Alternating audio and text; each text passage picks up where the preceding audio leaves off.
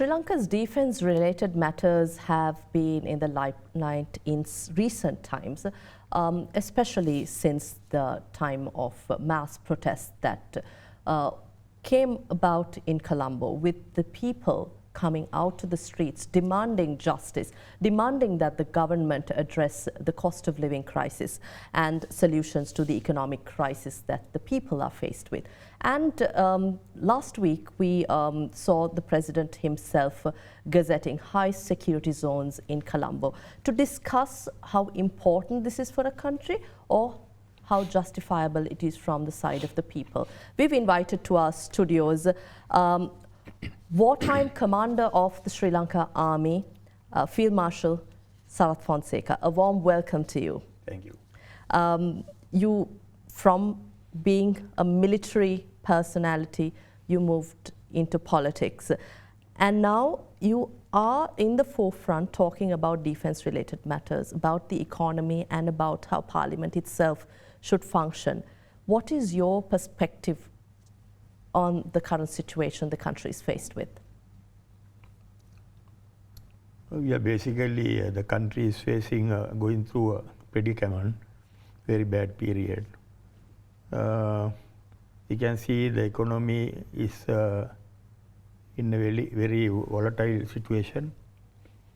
People are going through a lot of hardships.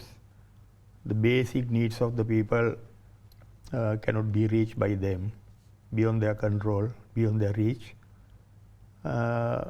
This has started as a result of most probably inefficiency from the part of the government. And everybody knows a lot of corruption has taken place. So economy has collapsed. We are unable to pay back the monies we have borrowed. And there are a lot of shortages in every aspect, like fuel, the electricity crisis, all that. So I think the politicians are just marking time. It doesn't look like they have a solution in hand, and they are still looking around to borrow money from hand to mouth, and that is what is going on at the moment. But would you not agree that some progress has been made since the May 9th or July 9th incidents on the political front? No, I don't think any progress has been made. Of course, some people have left, some people have come. Other than that, still we can settle the debts we had taken. Then we continue to borrow money. And still, although you don't see the queues on the road, availability of the fuel, gas, all that, the shortage is still there. They introduced some system where people can go to a petrol shed when it is their turn to go, so that they don't have to stay on the queue, spend days and days on the road. Other than that, the cost of living is going up day by day. Every day is going up. So the income of the people has not increased. So I don't think there's an improvement has been made in any aspect. Only we are going to IMF. IMF is assisting us to a certain extent. At the same time, they are exerting a lot of pressure on the people because things like electricity, gas, food, everything is going up in price, skyrocketing. So therefore, I don't think the pressure has been taken away from the people. And it doesn't look like politicians are working on a particular plan or anything.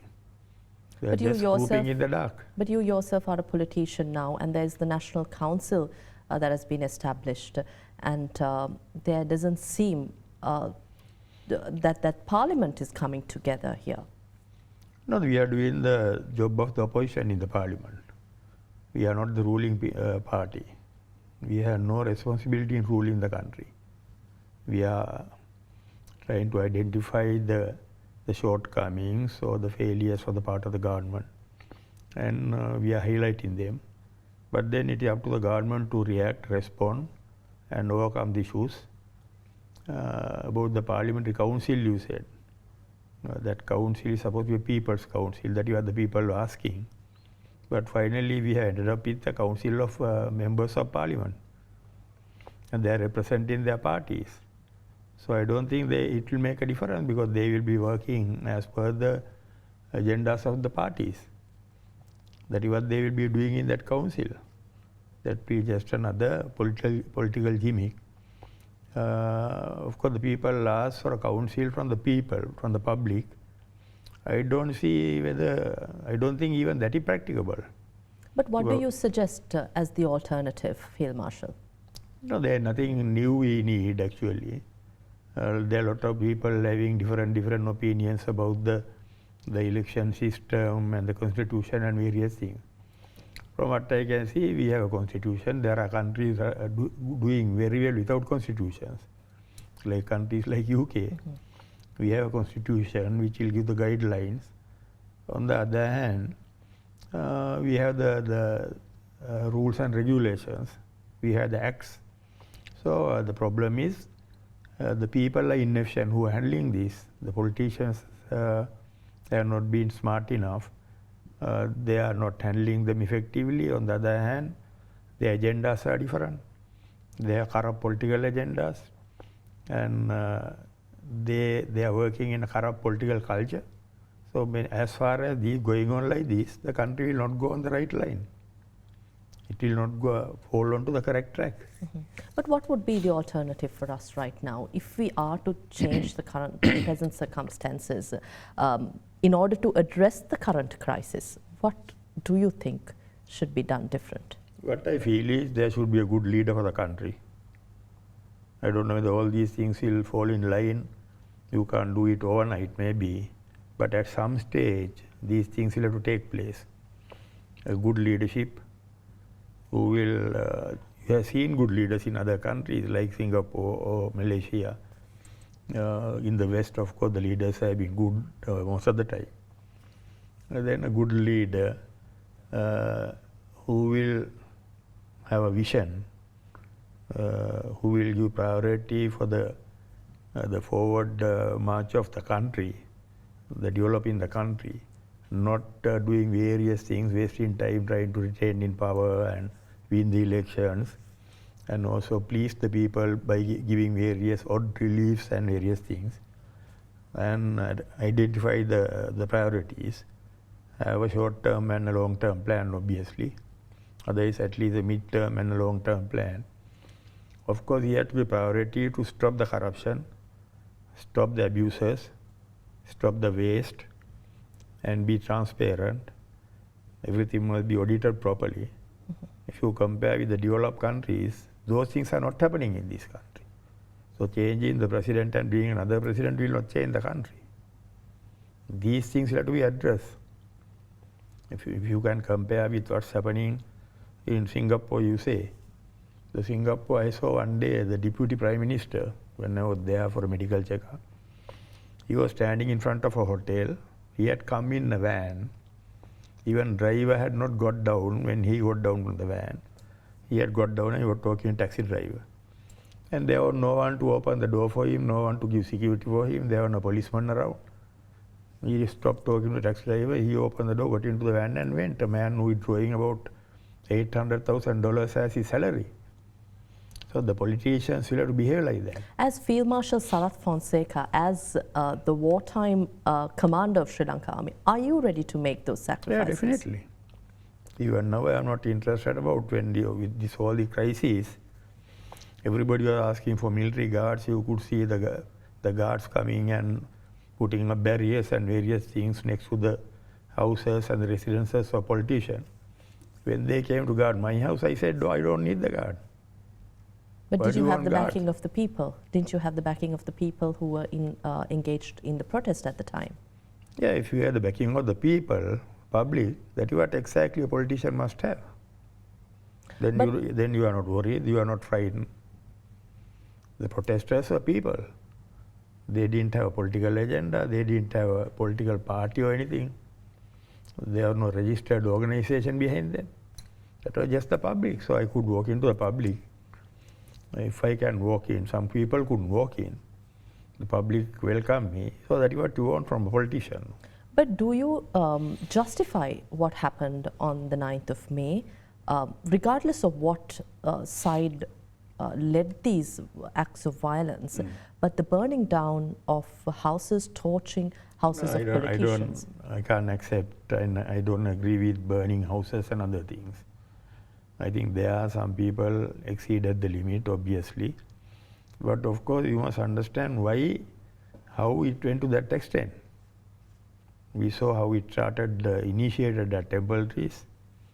The people were motivated, encouraged to go and attack people. When the people are attacking, even if you have been in this office that day, you could see the public living around these areas, the youths, even elderly people came on the road. Some of your workers, CEOs may have gone on the road to fight against those who went and started assaulting the youths and the normal civilian at Goldface. So there was provocation.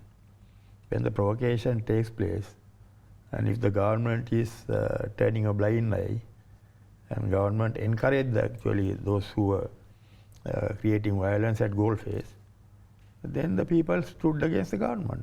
But of course it went beyond some limits. When they stood against the government, they went and attacked the government politicians. What is the role of the military in such situation? If you were commander of the army, chief of defense staff, what measures would you have taken to restore law and order? It's something like this. We have a duty, the basic duty and the responsibility of the military is to protect the constitution and protect the sovereignty and the territorial integrity of the country. If the politicians are not doing justice to the people and the country, when you saw that when there were agitations in USA, you may have seen the US Army Commander came and said, we are not here to protect Trump, but we are here to protect the constitution. So the military, if the politicians are not doing their job, if they are terrorizing, if they are harassing the people and terrorizing the people, then the military can't always go and protect the politician. We have to take the side of the people. Priority is to protect the people. But if the politicians are doing the right job, they will automatically get, why should the army go and protect the politicians? That is the police job now. Because things went out of hand. Who pushed the country to that situation? Including you, was it the public who pushed the country to that situation? Politicians pushed the country to that situation, and finally they lost control. What do you expect from people if they can't have food at home, if they can't travel around, if they can't go to their workplace, if their children are starving, then what do you expect from the people? If you were, again, leading if I were the commander at the time, and if the situation had escalated... I will try my best to ensure that there is no violence. But I will ensure 100% that army doesn't shoot at the people. At no cost we will be shooting at the people. We didn't do it even height of the war. We avoided shooting at the people. We took all the precautions to avoid that. So it is our responsibility. Of course, giving protection to politicians, the normal practice is if you are giving protection to a VIP, if there is a threat from people, the people are trying to hit him or surround him, and if he is in danger, all what you are supposed to do is to take him away. So that is all what the army could have done. The present army, some of these men may have fought alongside you in the war. They too have demonstrated discipline and self-control amid this crisis. At the same time, this is also a period when continuously following the war, the international community has pointed fingers at the Sri Lanka army, alleging crimes and acts of war committed by the side of the army. How do you stand against such claims with your people? Before I talk about answer your question direct, I want to remind you, 6 months after the war was over, I came to politics. I contested for the presidential election, 2010 January. Then there was a general election also in 2010 April. The Tamil National Alliance, representing the majority of the Tamils in the north, they got only about 80,000 votes in the general election. 4 months before that, that was 6 months after finishing the war, 150,000 Tamils voted for me. So that indicates what I did as the Army Commander, they have appreciated. They didn't have anything against me. If the Army has been committing war crimes, or as some people say, involved in the genocide, then the Tamil civilians will not accommodate me like that. They knew the Army did their job. They did it in a very humane manner and also adhering to the rules and regulations. Tamil people. But of course there are others who are having different agendas.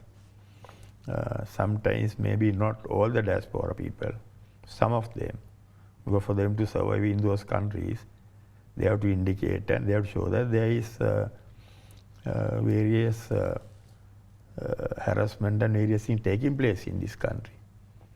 So to give that impression, they have to keep on making complaints.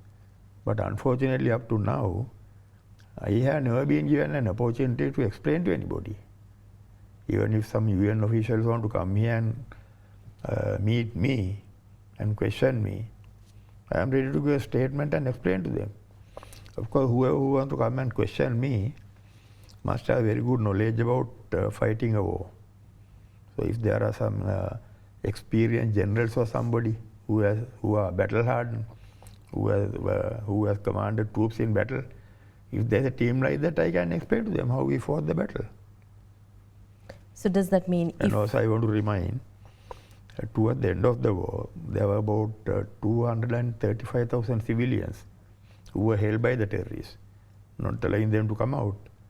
We took them without even firing a single shot at them. There are 12,000 LTT cadres who surrendered. They all were given food by our troops, the medicine by the Army, and we looked after them. If the Army had that mentality of shooting in all directions, they wouldn't have been doing those things. Regardless of what government is in power, or whether it's Ranil Wickremesinghe who's the current president, if you were asked to go defend Sri Lanka at international fora, would you still do that? I didn't get you. Can you please? If you were asked to defend Sri Lanka as the former Army Commander and stand up to these acts of these allegations, would you still do that? Definitely I'll do it. I said from the very beginning, wherever somebody wants an explanation, I am ready to do it, whether it's locally or internationally, it doesn't matter to me. But how does human rights lawyer and activist Yasmin Suka, who claims that some 45,000 civilians were massacred in Sri Lanka by the very army that you led, and the Mullawaikal massacre is infamous topic that is famously discussed among the international community, again alleging that 40 to 70,000 civilians, Tamil civilians in the part of Sri Lanka were killed by the actions of the government forces? No, it's a deliberate lie, definitely exaggerated. Up to the last 2 weeks of the war, I think about last 3 weeks, when we were almost surrounding Pudukudiripu area. So by that time the area, uncleared area, was about 15 kilometers by 8 kilometers. Up to that time the ICRC reps were there. And we were coordinating with ICRC. Whatever the casualties which were there, ICRC were bringing them to the beach, and there was a Navy ship with ICRC reps going and bringing them towards Pulmude, and we were treating them. So if there were thousands and thousands dying, the ICRC would have seen it, no? And of course, if 40,000 died there, the whole of that area must be full of skeletons. There won't be anything else in that area. Totally exaggerated. And it's a deliberate lie. I think she has got played out if she believes that these things have really taken place. So many numbers have died. They could have questioned at that time, there are 235,000 who surrendered. None of them complain about thousands and thousands dying. Of course, they had problems with food and medicine and various things. And nothing we could do at that stage. We kept ICRC and they were taking medicine into the area. The food delivery still took place through the assistant GA and these regional secretaries and all. So all that was being done. Shortages were there for everybody, even for us, even for the military. Shortly after the war, it seemed like there was a tug of war as to who ran the war, who led the war, who won the, brought victory to the people, or who eliminated the terrorists. So, how do you respond to this? How do you look back at this years later? No, I mean, if a politician wearing the national dress or the lounge European dress can go and command an army, you don't need generals in the field. If they can plan operations, if they can plan strategies, if they can command the army, if they can command the battles, then you don't need generals. No? But are you also saying that then the then political leadership had not created the setting or the backing for a military defense or intervention? It was like this at the beginning when the war started, you know, started with at the place called Mavillaru. The sluice gates were closed and the people went without water. So we had to open those gates. And the politician never had the intention of going to war to open the gates. They thought they will go for discussions. Or they thought they will just leave it to the terrorists to control. Then the Army Commander decided that he will conduct operations and rescue this place. After that, there were interference from the terrorists from the adjoining areas. Then Army went and started clearing those areas. And we continued.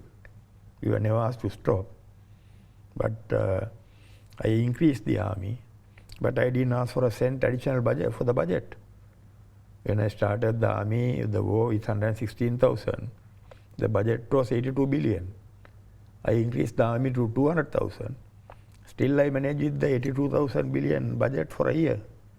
Of course, the arms and ammunition came on credit lines from China. That was not my concern because China has been doing it from the time this war started. So that continued. Obviously, the government has to pay. So government did not want to block it. For that, we have to give the credit to government because they allowed but payments, all that were done by government.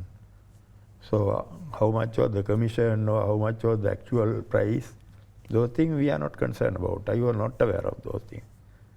Then on the other hand, the military, basically, the military did their job. Also, I want to remind, we finished the war, we could have finished it 2 months before, 19th of May 2009. If not for the fact that Mahinda Rajapaksa, who was the president at that time, forced a ceasefire on us for 2 days, January 31st and February 1st, 2009. I was vehemently protesting against that, resisting against that. But he didn't listen to me. So that was under international pressure most probably. When we were about to finish, we could have finished in another 2 months. We got almost cornered them into an area which is about 10 kilometers by 15 kilometers. Then he gave a ceasefire for 2 days. During the 2 days, LTT regrouped. Before that, I never gave them initiative. I never gave them a respite. They regrouped and attacked us. Army lost about 500 soldiers. We lost equipment worth of about 2-3, most probably at least $200 million. Then Army fell back about 5 kilometers. If Army fell back another 3-4 kilometers, we would have lost all the gains what we had for the last 2.5 years. Why did he give the ceasefire? If he was the man who was leading the war all the way and trying to record a victory, military victory, Why should he give a ceasefire when we are about to finish it, when the terrorists cornered into such a small area?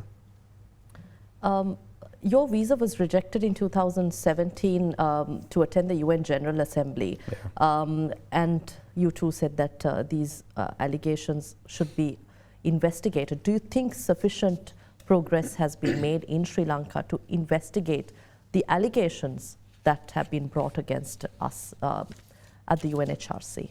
No, I don't think up to now that nothing has happened, definitely.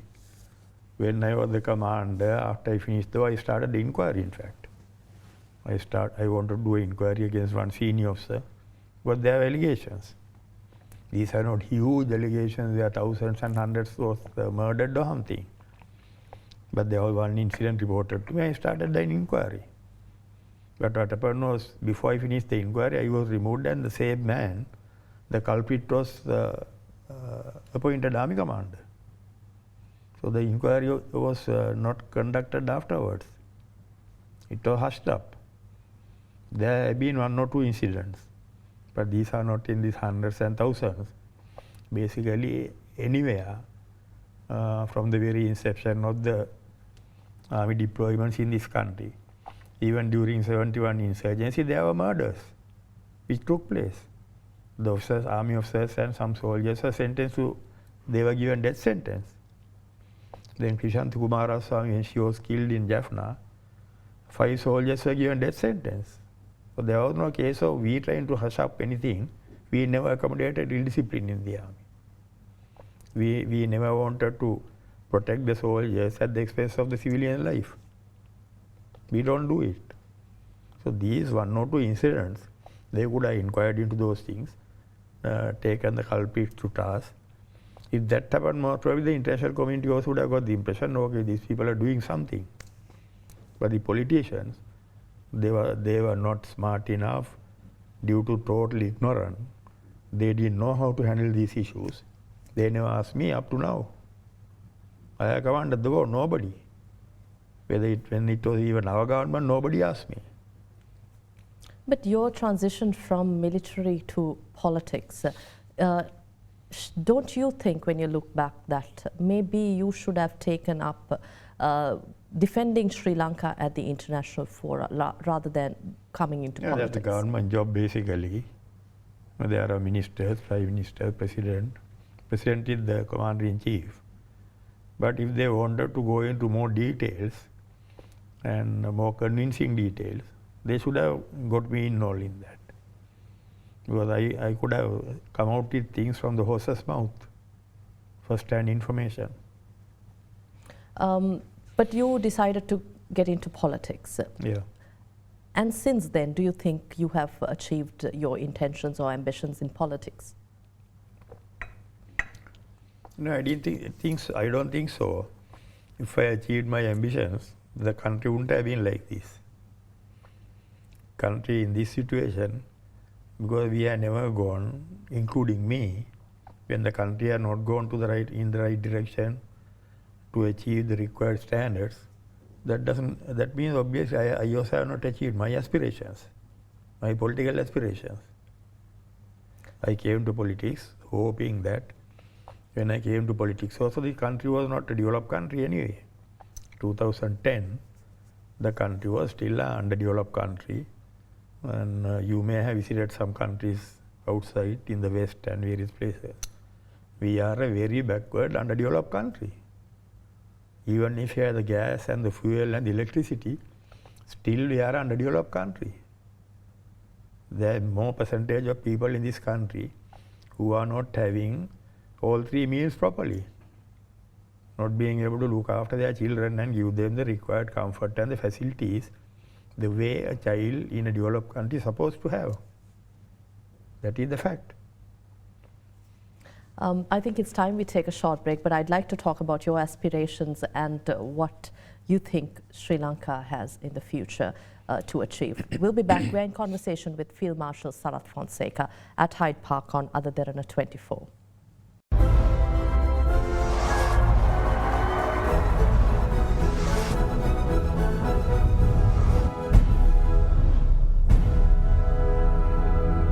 Welcome back. You're joining us here at Hyde Park on AdaDerana 24, and we are in conversation with wartime commander of Sri Lanka Army, now politician, Member of Parliament, Field Marshal Sarath Fonseka.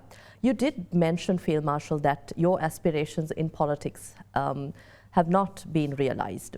Does this mean, are you driven by the ambition of becoming Sri Lanka's head of state? When I say my aspirations, it does not mean my personal agenda. That is the agenda for the country. That is what I meant. Head of state, of course, when I came to politics, I came as the presidential candidate. And I started politics at that level, at national level. So I'm still doing politics most probably at national level, although I am not a leader of a party at the moment. I am number 2 of the main political party in the opposition. So I think I am still roaming around in the national stage of the politics in this country. Who should be the head of state should be decided by the people. Unfortunately, it does not happen sometimes in our country. Now, today, the head of state are not decided by the people. That is, of course, that is due to the various provisions in the constitution and things like that. But if at a time when the head of state is elected by the people, if the request comes from the people, if they find me as the capable or the suitable man to handle that situation, if they have confidence on me, then I think I should get it through the proper channel, not by bloodshed or anything like that.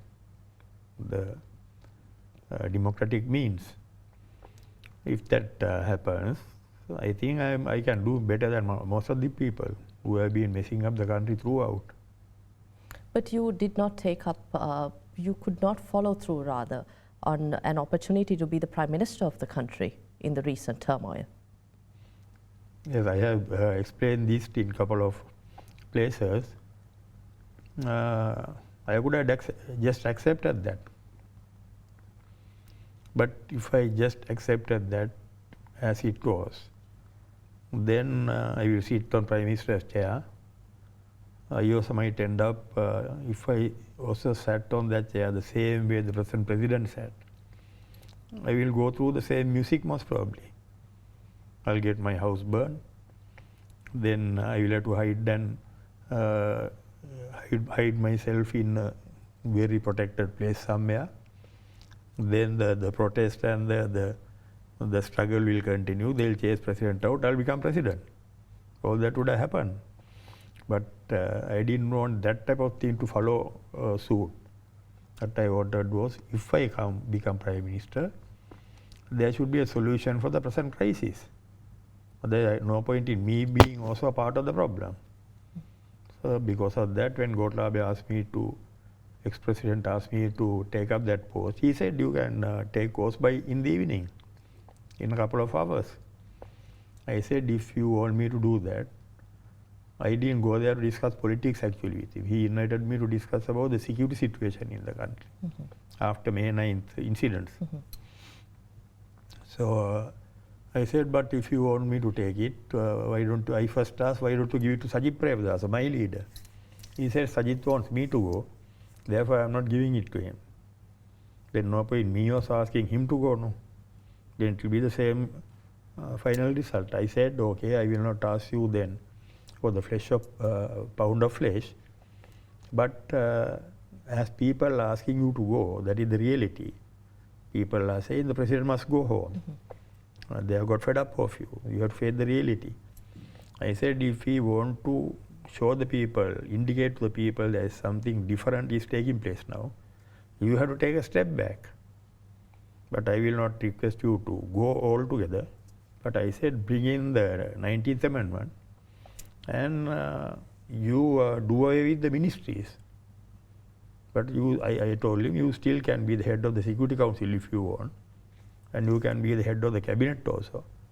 But the powers must come to Prime Minister.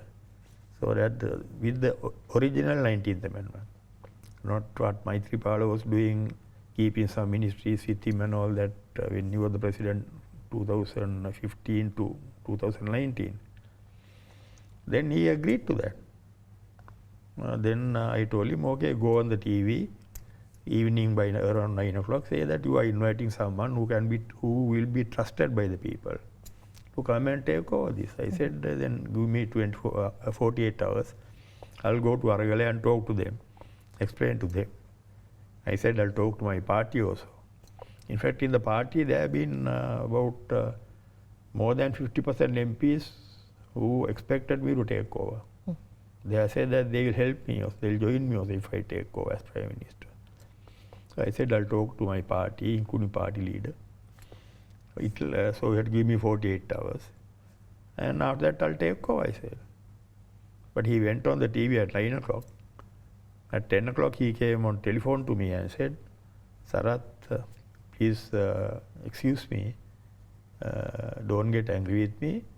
Mahinda Rajapaksa and Chamal Rajapaksa are not very happy. They are scared. And jokingly he said, I also a little scared, he said. So that was the end of it. That because I came out with some practicable solution, what could have been accepted to people, then the things would have been different. Today the country would have been different. Gotabaya would have been still the president, and he would have taken the country forward. So do you think Gotabaya Rajapaksa being the president would still be required in the country? No, not now. Of course, if I say yes, I won't be able to go out of this gate now. Definitely no. So don't you think they would have been scared, or they would have feared you becoming Prime Minister, because at some point there would have been a possibility of a military rule? Not because of that. Not only that. If I had the power as a politician, why should I bring the military in? Then I'll run the country with the normal law and order in the country, rules and regulations. But why should the military come in? But where there is a head of state with executive powers and you're Prime Minister, and you did say earlier on that you will be there for the people. But not the military will be the still under him, not under Prime Minister. So he is the Commander-in-Chief. So if you are, basically the politicians will be frightened about the military. The whole time they are thinking about whether there will be a military coup, the military will take over. All that happens when they are weak, when they know to themselves that they are not doing their job. If they are doing their job, if they are popular in the country, why should they worry about the military taking over? Especially the military like our military in this country.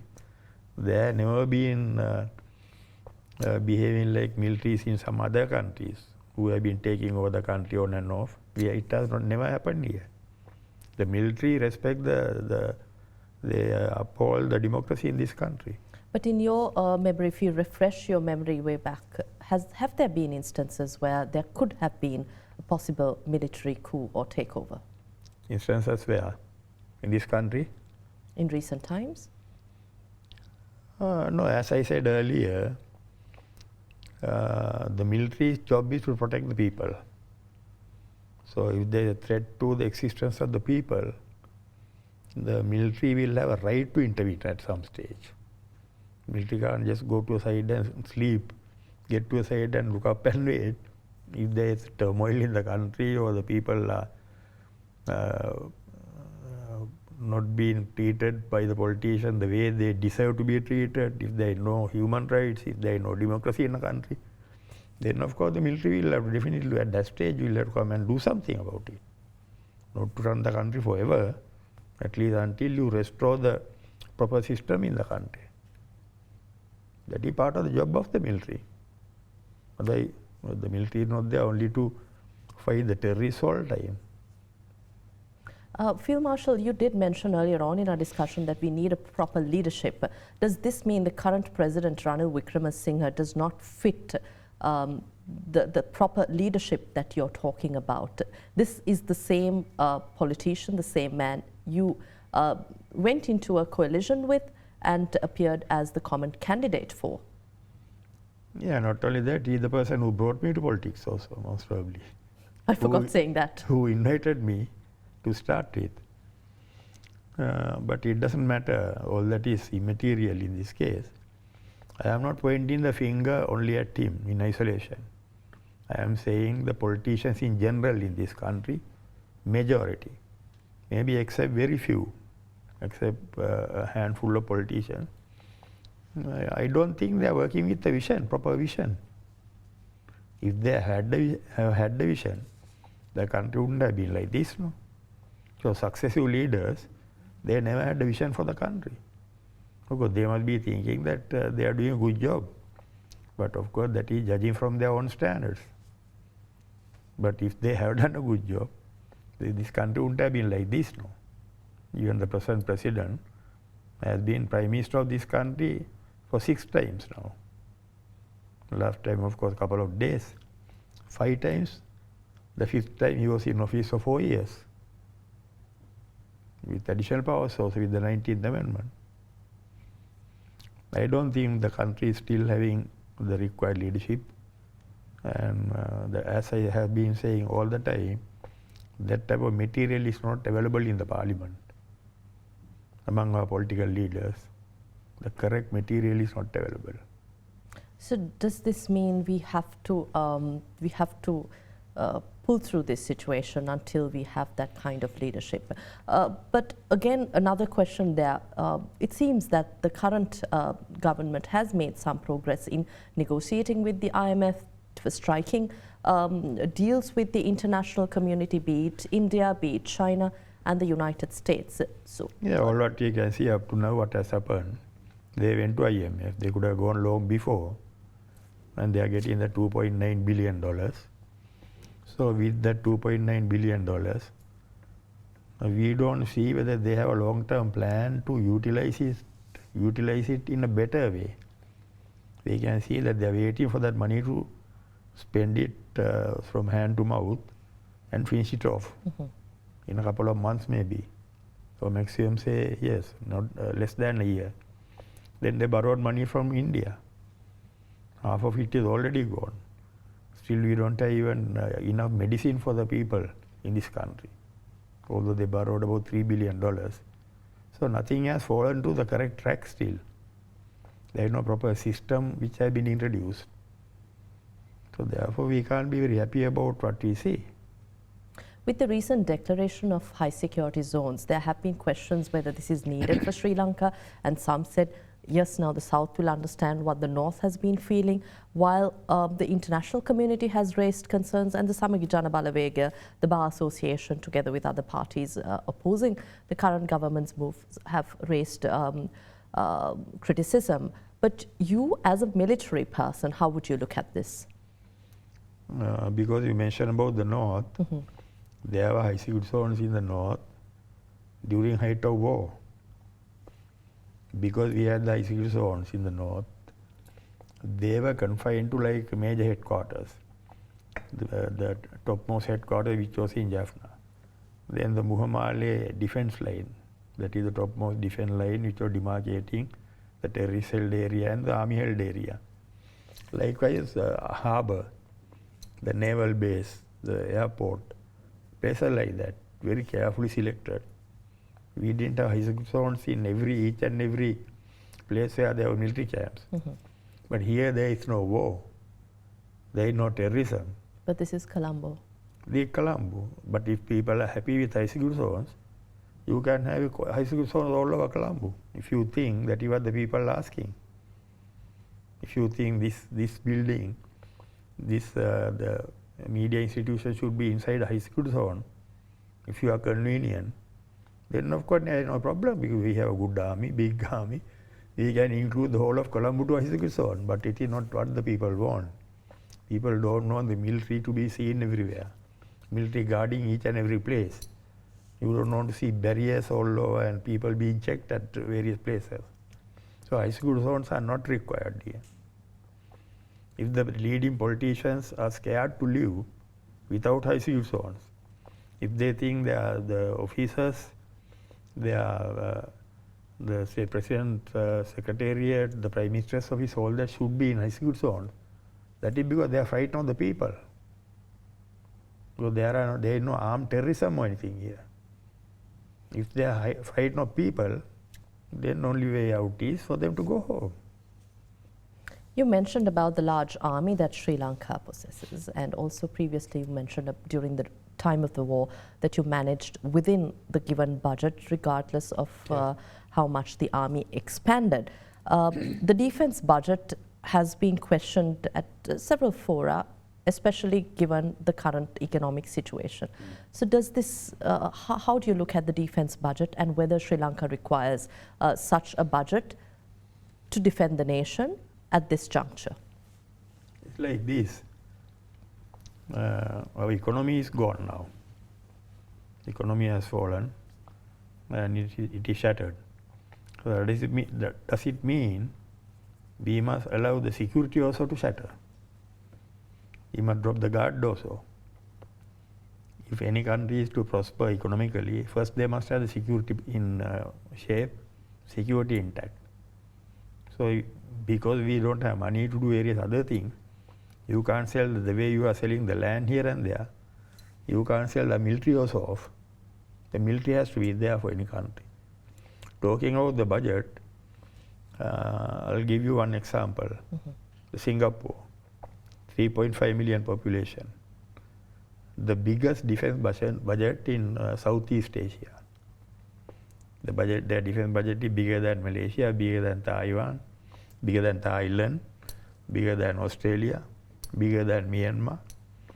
But the country is only 25 miles by 25 miles something. So the defense is expensive. You can't have the cake and eat the cake, of course. If you want a defense, it is expensive. In our country, I saw there's a list of somebody had highlighted British Army 120,000, Canadian Army 80,000, like that. The quality of the army cannot be judged by the numbers. They have less numbers because they have superb equipment, very expensive equipment. You don't have any of those things. Our Air Force has got only one ground attack aircraft. The Navy has only 2 offshore patrol crafts. They don't have a single battleship. We have the 2 Second World War type tanks in the army, steel battle tanks.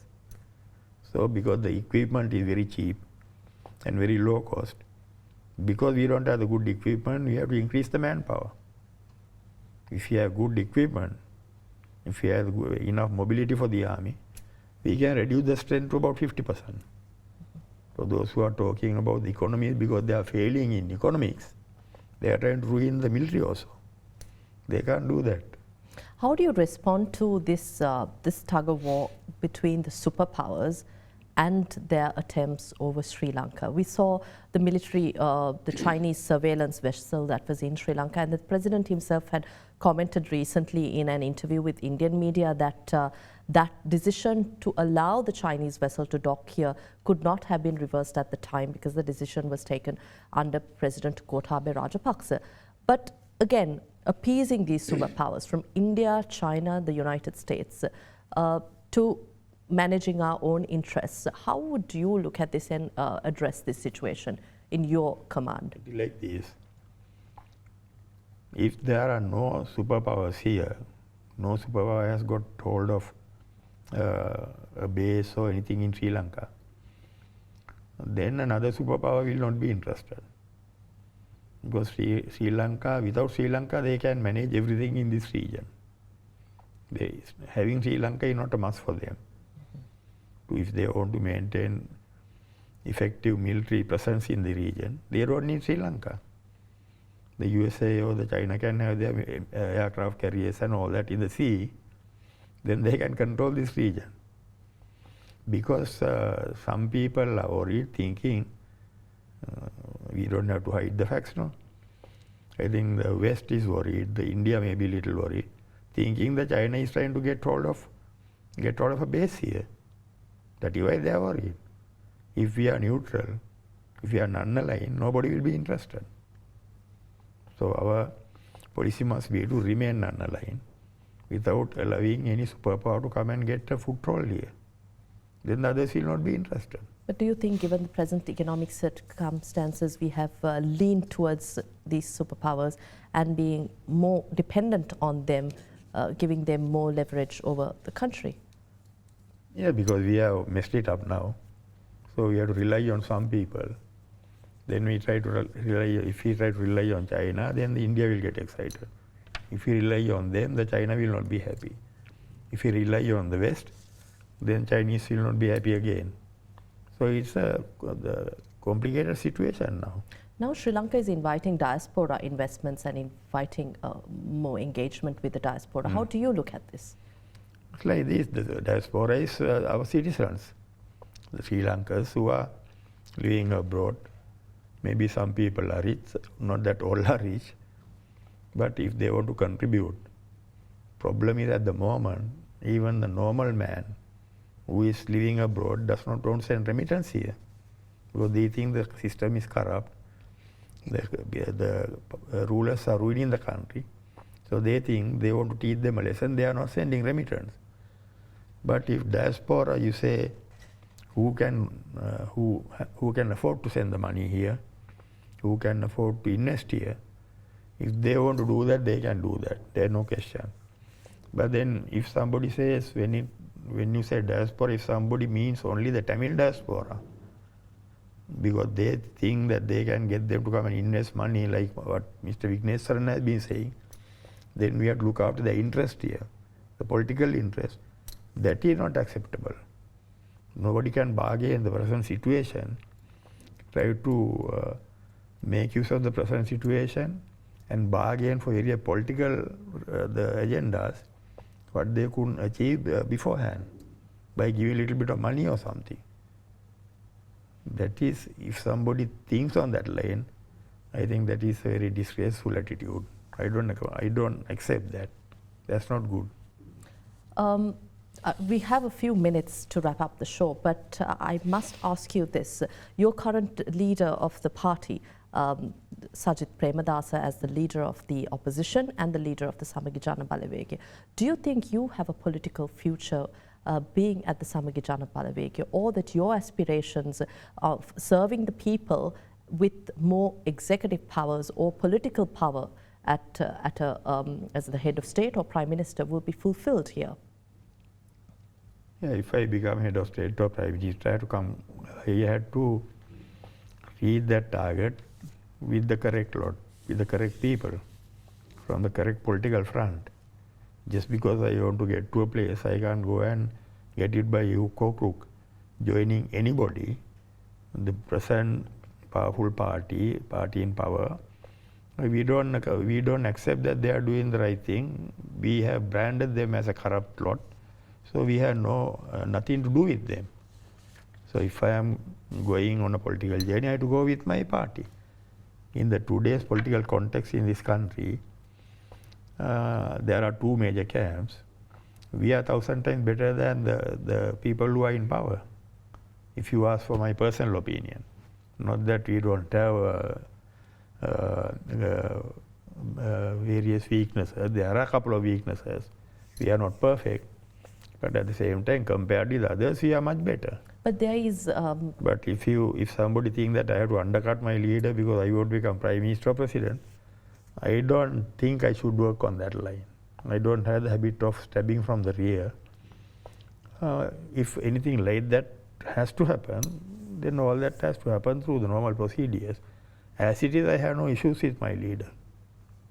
But the role of the opposition is questioned in the present crisis, where Parliament is convened, or where, again, going back to our initial conversation about the National Council, that the opposition is really not putting aside political differences to come together and work as one party or one parliament to address the current it's like crisis. There are many people sitting in the opposition now, but some of them who have come from the government, although they are sitting in the opposition, whenever there is an issue being discussed or debated or a vote is being taken, they take the side of the government. They don't take our side.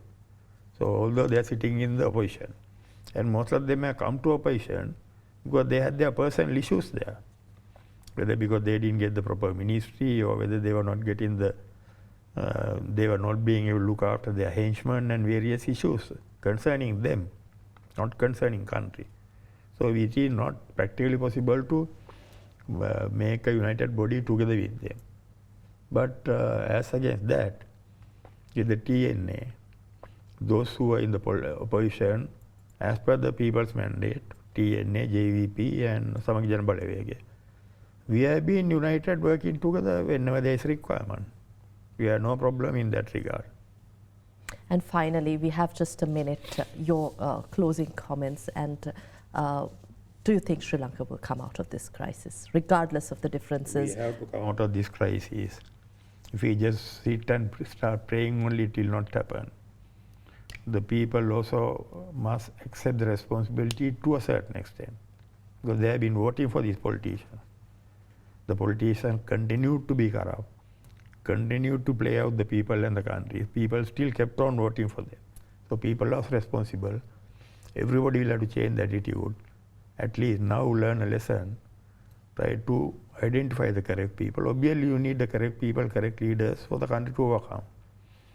Just by accepting what is going on now, the country will not overcome this issue.